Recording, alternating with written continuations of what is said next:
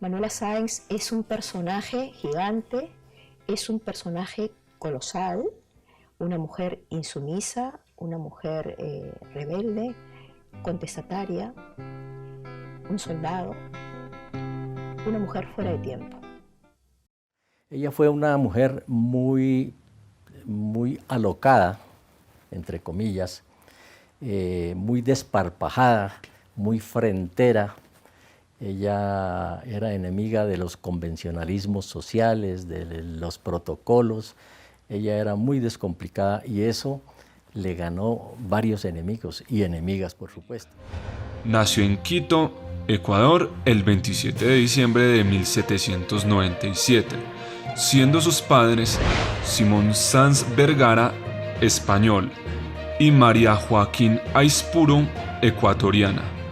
Su infancia transcurrió en Quito, donde rápidamente se hicieron sentir los ideales de los movimientos independentistas.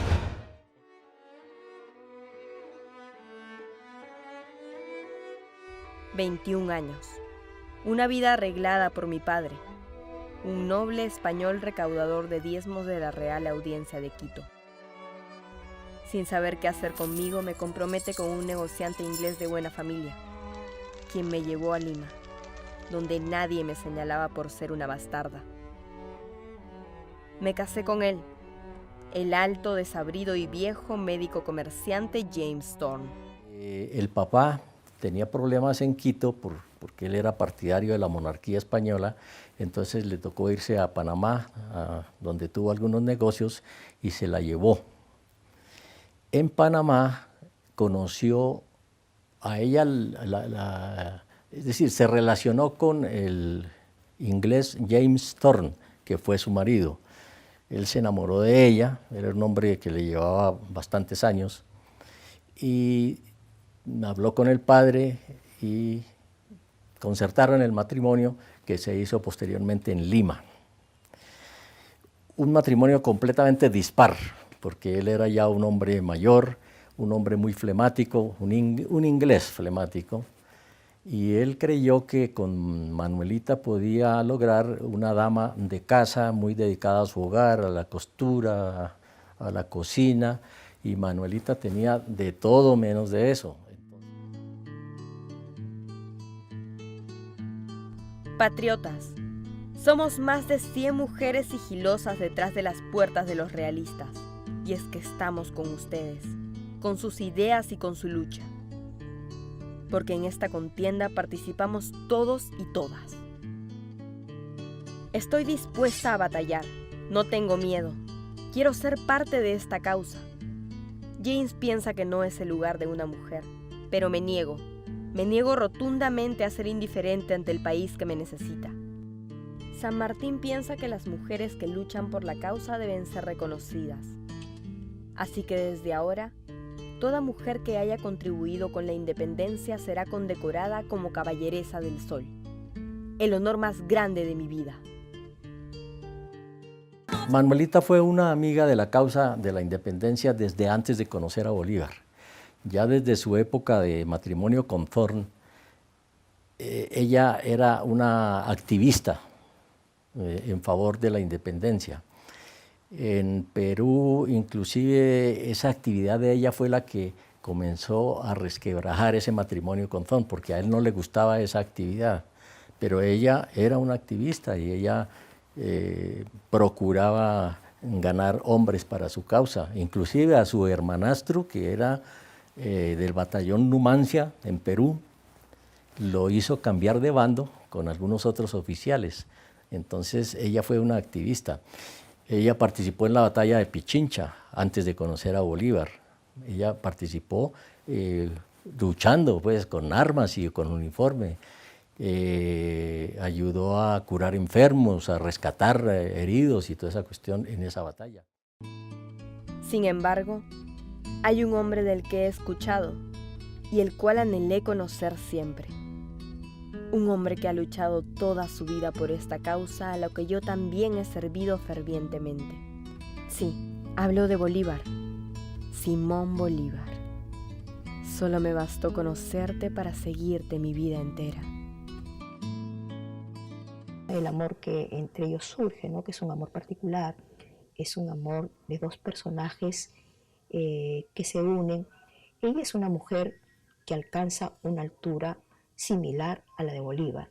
No es que ella es la amante de Bolívar, porque lo que ha acostumbrado la historia y hasta ahora es que las mujeres muy importantes dicen, no, ella es importante porque es la amante de o la esposa de, no porque ella sea importante. Y Manuela Sáenz era una mujer que realmente, como he dicho en la primera parte, una mujer excepcional, una mujer extraordinaria. A pesar de las negativas de mi amado Simón porque yo batalle, y a mi penosa llegada tardía a la batalla de Junín, di aliento a las tropas, curé a los soldados heridos y enterré a los muertos. La guerra no es fácil, pero todo sea por la independencia, porque vale la pena y porque yo no soy de quedarme con los brazos cruzados. La batalla de Pichincha fue en 1822, en mayo de 1822, y ella conoció a Bolívar, se conocieron en Quito en junio de ese año. Posteriormente, ya cuando se conoció con Bolívar, esa actividad proselitista y esa actividad en favor de la independencia pues fue reforzada. Y ella en Perú también batalló al lado de la tropa, estuvo en la batalla de Ayacucho y estuvo en la batalla de Junín también, y por eso recibió el título de coronela. Cuando su cuerpo empieza a temblar, ella, por ejemplo, observa a un indio, a un indígena peruano, y ella se enternece, dice, ellos no tienen ni qué poner, no tienen zapatos, no tienen qué, ¿cómo están aquí? ¿No? Y ella se acerca, ¿no? Y lo contempla, ¿no? Y este indígena le dice, gracias por estar usted acá, ¿no? Entonces, esos episodios que son tan particulares, tan significativos, que evocan a una mujer que realmente tenía un corazón noble, era una mujer que tenía también el don de mando, pero una mujer fundamentalmente apasionada, sensible al acontecer de los episodios que se vivieron en ese momento en el Perú, pero no solamente en el Perú, sino también en América Latina, ¿no? Es una mujer que está en todas partes, ¿no?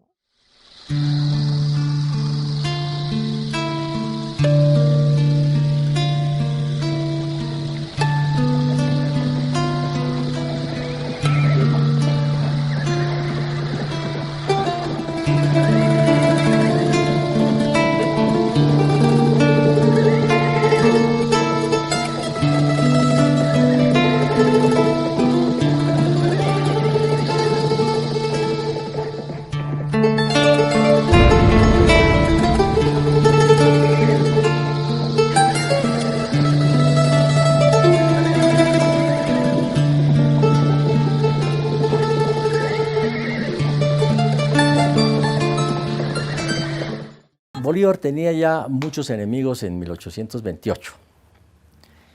Él estaba hospedado, ya estaba muy enfermo, él estaba hospedado en el Palacio de San Carlos y llamó a Manuelita precisamente esa noche para que lo acompañara, porque ella vivía en una casa al lado. Ella acudió al llamado y lo estaba cuidando, parece que le estaba procurando un baño de agua caliente, cuando ella sintió ruidos y una algarabía muy grande y oyó disparos. Entonces eran los que habían organizado el atentado, llegaron al mando de un venezolano que se llamaba Pedro Carujo. Mataron a uno de los guardianes, hirieron a otro, y cuando ella se dio cuenta que era un atentado que estaba sucediendo, rápidamente le dijo que se volara por una ventana que daba a la calle mientras ella hacía lo posible por detener a la gente que estaba entrando. Cuando a la estancia donde ella estaba llegaron los insurrectos, la golpearon y le preguntaron que dónde estaba el tirano. Y ella dijo que él estaba en el salón de conferencias. Y los distrajo un poco mientras él podía realmente huir por la ventana. Esa fue la salvación, porque si no, seguramente lo hubieran matado. Eso fue lo que le valió el título de la libertadora del libertador, dada por él mismo. La noche del 25 de septiembre de 1825, un grupo de 12 hombres entró al Palacio de San Carlos con la intención de asesinar a Bolívar. La valerosa intervención de Manuela permitió que Bolívar lograra escapar de la conspiración. Desde ese momento, el mismo Bolívar pasaría a llamarla la libertadora del libertador. Fue cuando recibió la noticia de la muerte del libertador el 17 de diciembre en San Pedro Alejandrino. Días después ella volvió a Bogotá porque ella necesitaba recursos, ella no tenía recursos y entonces tuvo que volver a Bogotá y recurrió a sus amigos bolivarianos que le hicieron en realidad préstamos para poder sobrevivir y pagar su servidumbre. Pero eran tantos los enemigos que había allá aquí en Bogotá que ella se vio muy incómoda y coincidió su estancia en Bogotá que había en el 32, 2 años después de la muerte de Bolívar, regresó a Santander, que estaba en el exilio, y por lo de la noche septembrina, a él se le culpó de que era el instigador o el cerebro de esa conspiración, y Manuelita fue expulsada de acá de Colombia.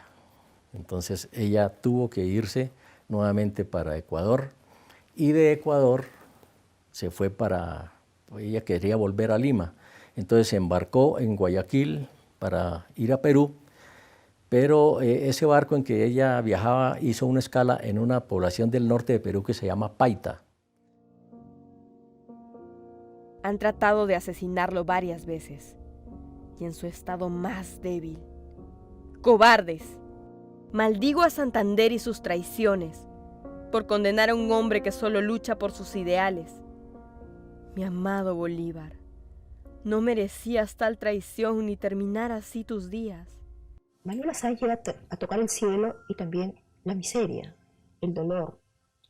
Y ella, cuando tanto Colombia se niega a que ella permanezca en su país, luego de la muerte de Bolívar, y llega a Colombia y la rechazan, cuando llega en Colombia a Francisco Paula Santander y en Quito el presidente Vicente Rocafuerte, ¿no?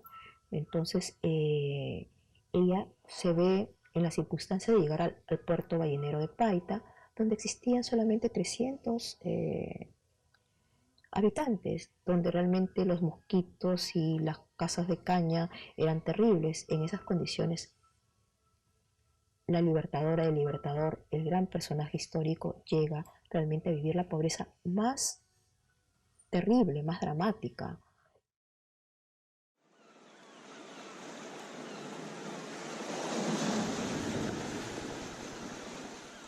Mis días transcurren en Paita, una pequeña playa de Piura al norte del Perú.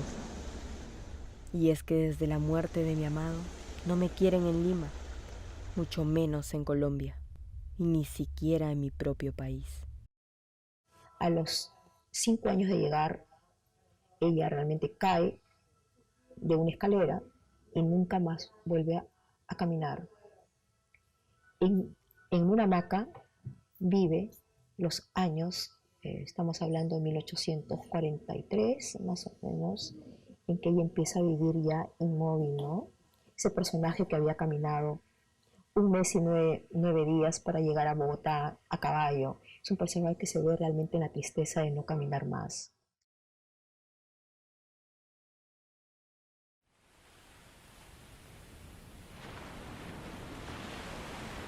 Ahora paso el tiempo en una hamaca, sin poder moverme, sin poder vivir, observando el mar.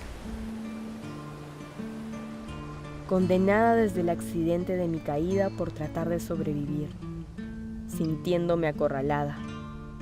¿Es esta la recompensa por los que luchan por la libertad? olvidada por el tiempo y la distancia. Incluso ahora no cambiaría nada. Lo que viví y lo que di es la vida que escogí, la vida por la que luché.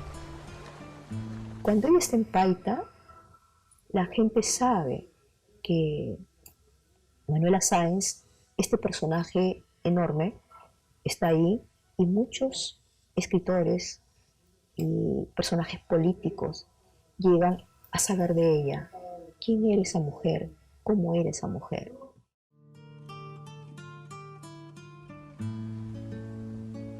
Ahora mismo alguien viene a visitarme. Un hombre que viene desde lejos. Herman Melville se llama. Sé que no será el único. Él quiere oír una buena historia para inspirar su novela. Y bueno, yo sé contar buenas historias. Y aquí comienza una.